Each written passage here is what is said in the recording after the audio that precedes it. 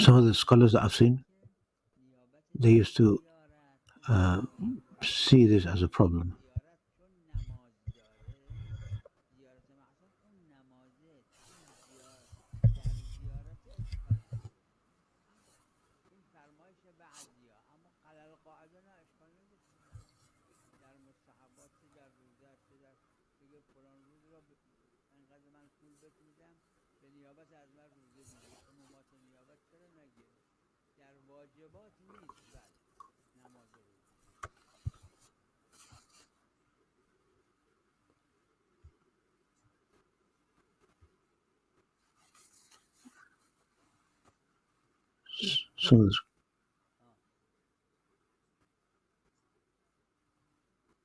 So in case of Mustahaba, there is no objection to that.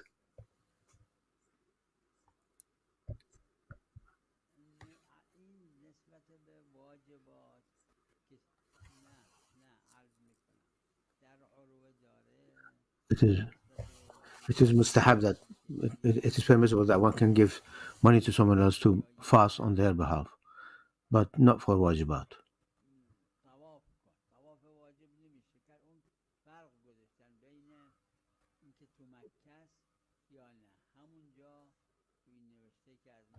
And the question is, if someone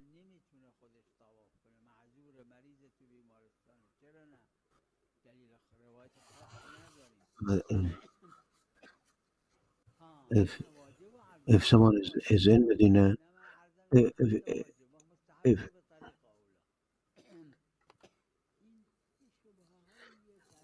for in the case of wajibat, in the obligatory acts, if one is in Mecca or not, one may not that do tawaf on their behalf.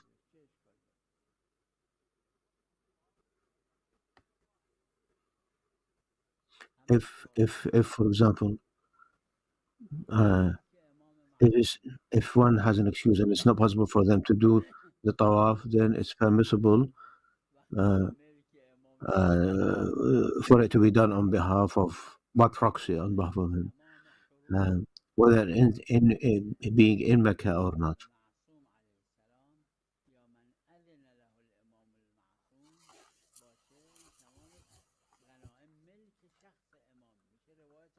Question about the futuhat, the conquering that took place after the Prophet sallallahu alaihi wasallam. First of all, all futuhat are batil.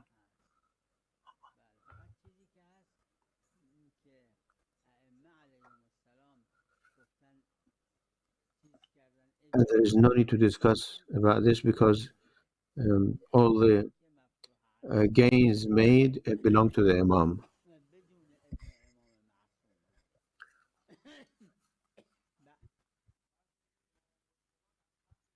If Imam Hussein has mentioned this in Maqasid,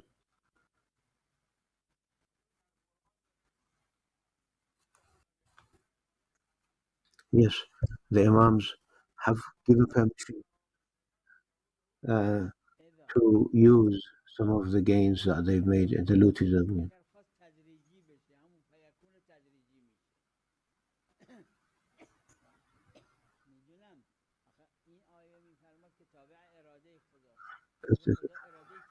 The question is that Imam Hassan and Imam Ali alayhi salam gave permission to take part in these battles. Yes, this is mentioned in history books, but they were without sanad and cannot be verified.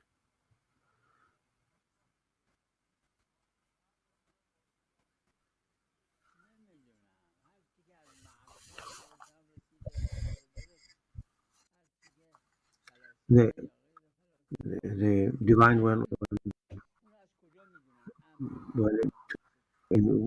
for things to take place in gradual format. Sometimes the divine will is based on gradual formation.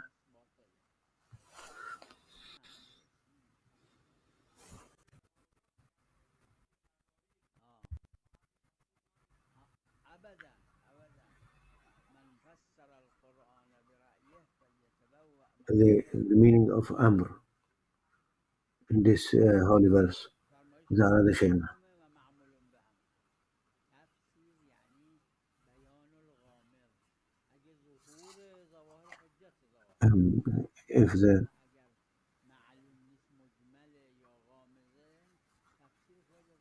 If this is from Ahlul Bayt alayhi salam, then it's accepted. Otherwise, it carries no weight. So whoever interprets and gives opinion about the Quran from according to their opinion, then it's void and invalid.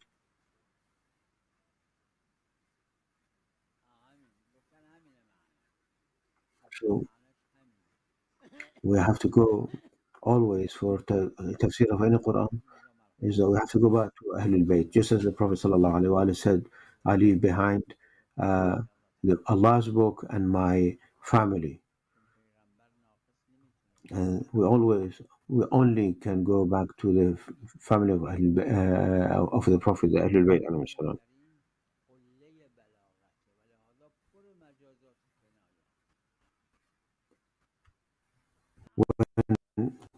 This is the ayah says that Yaqub's eye became white because of weeping and grief. The meaning of that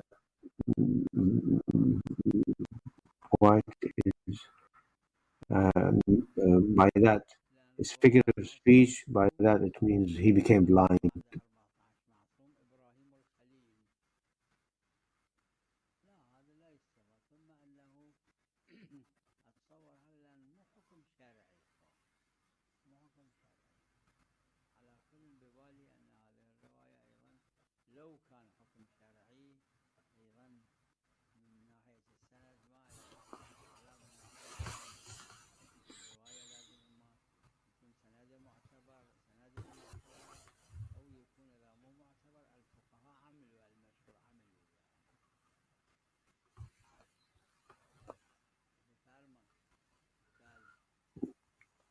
We have a specific narration that the base of creation after 14 Ma'soom is Ibrahim, the Prophet Ibrahim alayhi salam.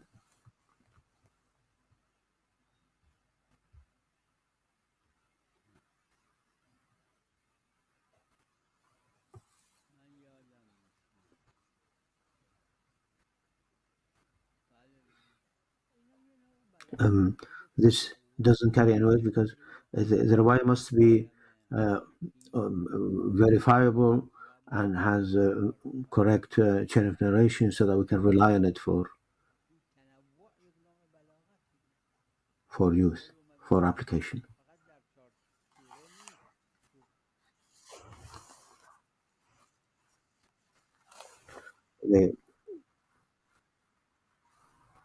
About the verse, the Quran, when it begins, the surah begins with qul, which means say.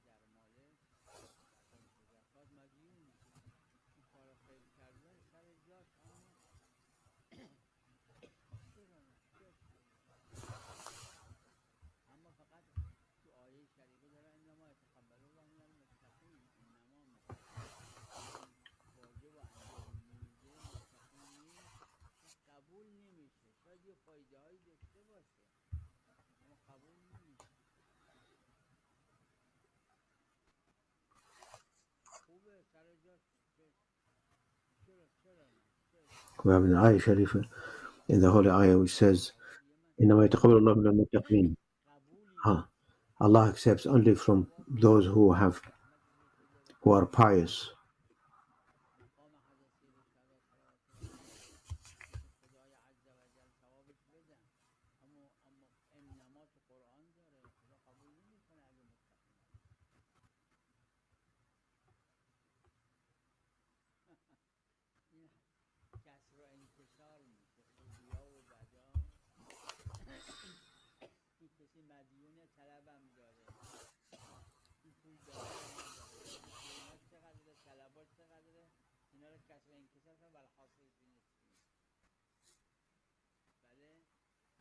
Allah doesn't accept it if one is not pious.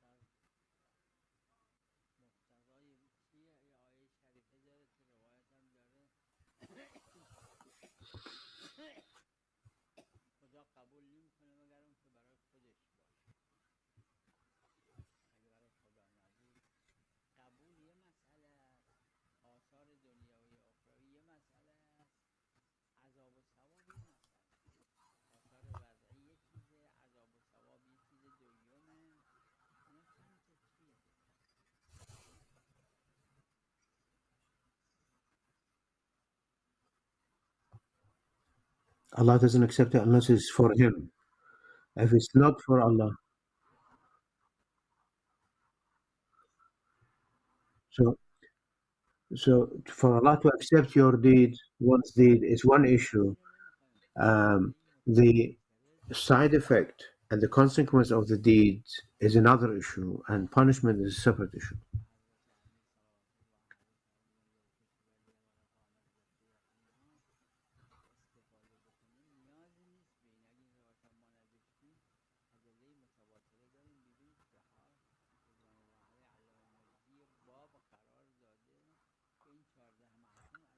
We have mutawatir evidence, frequently narrated reports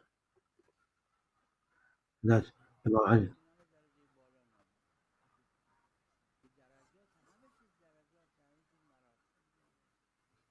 you look at the Bihar, there is a whole chapter about that the 14 Ma'asum are superior to everyone else. It's not 1 or 2 or 3 or 5 or 10. For example, Imam Ali says, لو كشف الحجاب للمسجد, if the veil, if the obstruction was removed, I would not increase in yaqeen and in my certainty.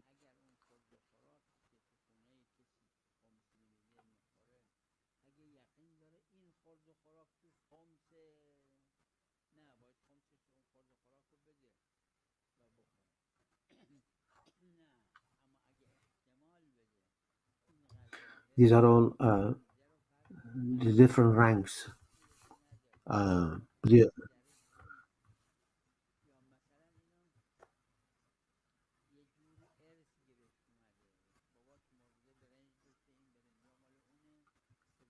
if when someone is invited to someone's house and they're eating food, and if they are sure that this food that they are eating, uh, uh, the khums should be applied for and paid for, then one should pay the khums for that.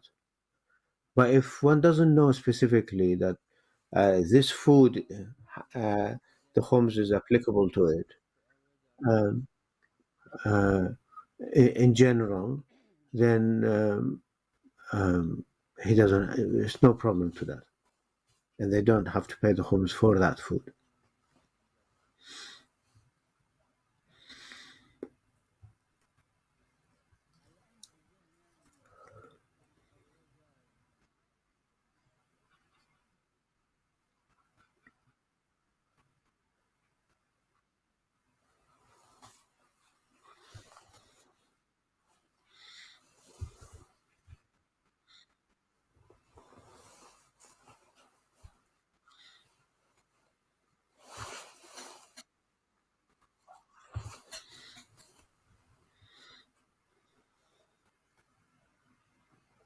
This is mentioned in the Urma.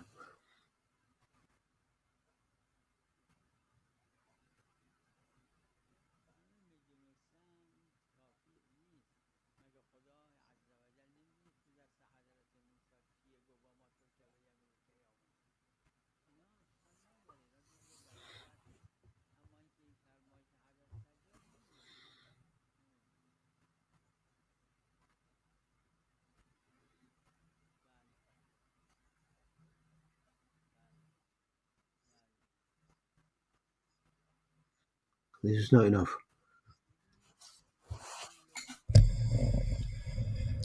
Allah subhanahu wa ta'ala knew what he had what Musa had in his hand when he asked, "What is this in your hand?" When he said, "This is my stuff." So this is a kind of the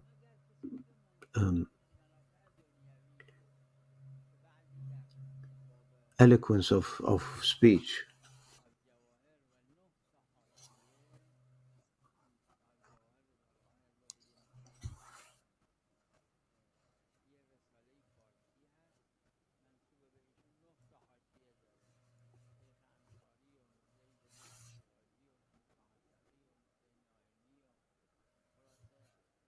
Of course, it's permissible. If someone gives khums to someone, it says on the condition that uh, you pay Zat Ashura for my father. If someone gives loan,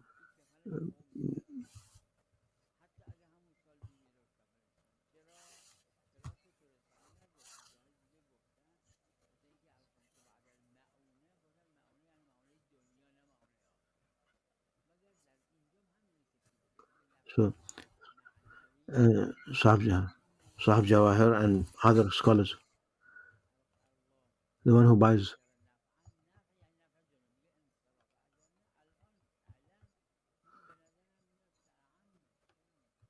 that once once once when if someone buys khums, buys a kafan, a shroud for to be wrapped in when one dies, then this khums is applicable to it.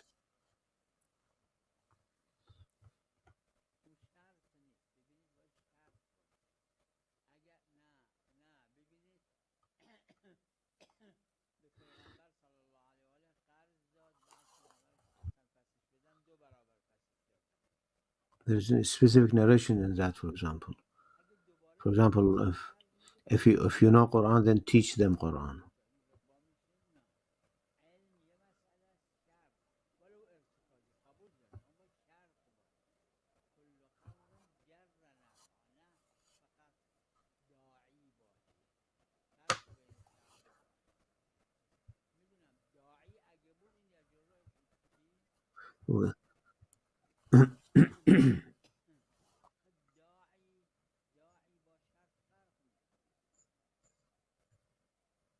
When someone gave a loan to the Prophet, then the Prophet, when he paid them back, he paid him twice. But if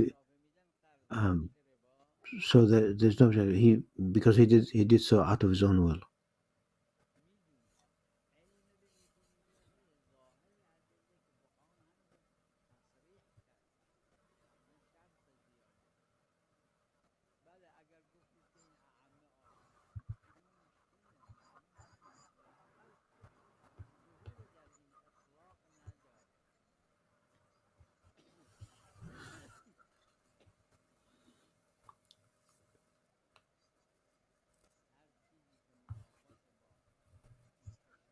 That if the one who gave loan, he wants to give a loan again to the Prophet for the second time, and if he knows that the Prophet is going to give extra, does that mean this is riba? No, it isn't. It is the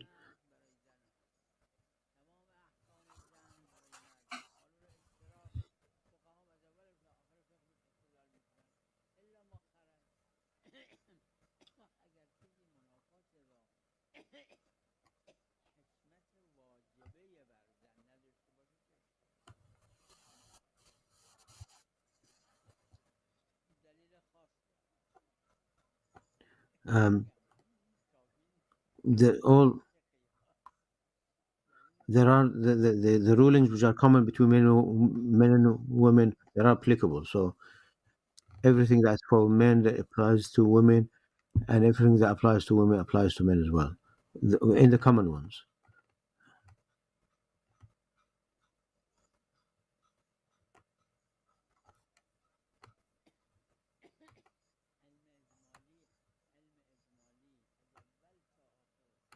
No, this is not. This is because we have a specific narration in this respect.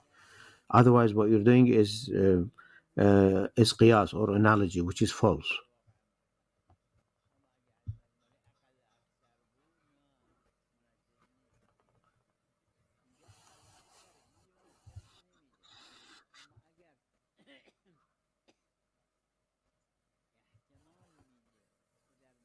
From from the beginning to the end of it.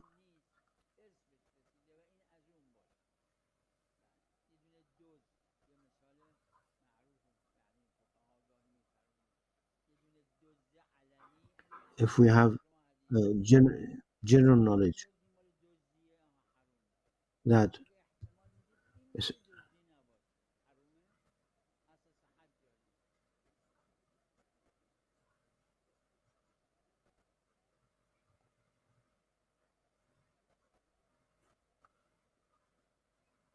if someone has money,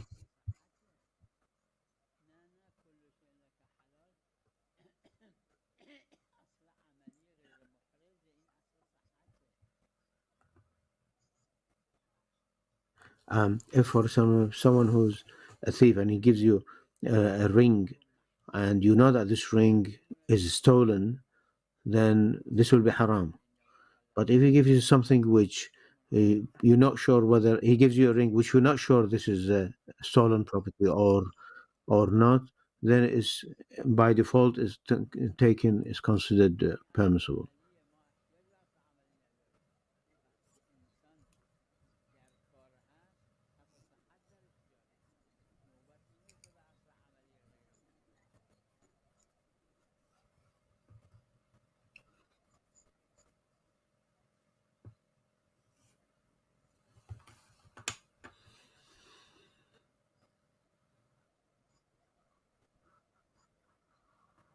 We don't need this.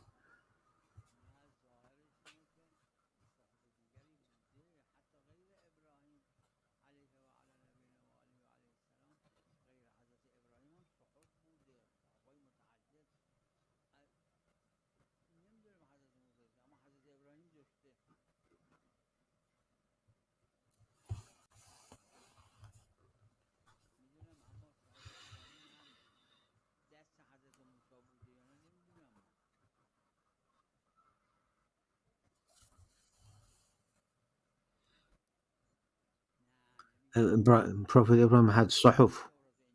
Um,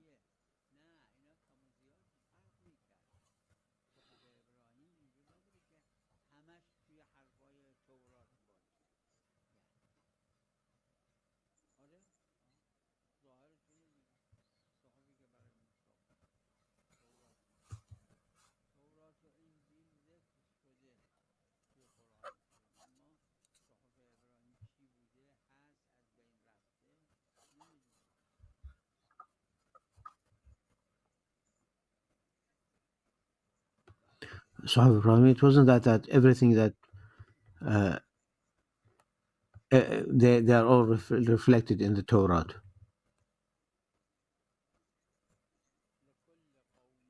The Torah.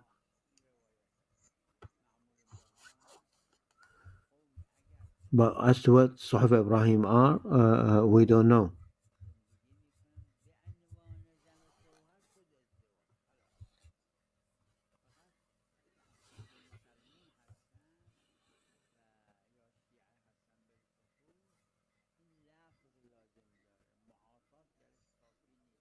We have a narration which says that for every nation have their own nikah.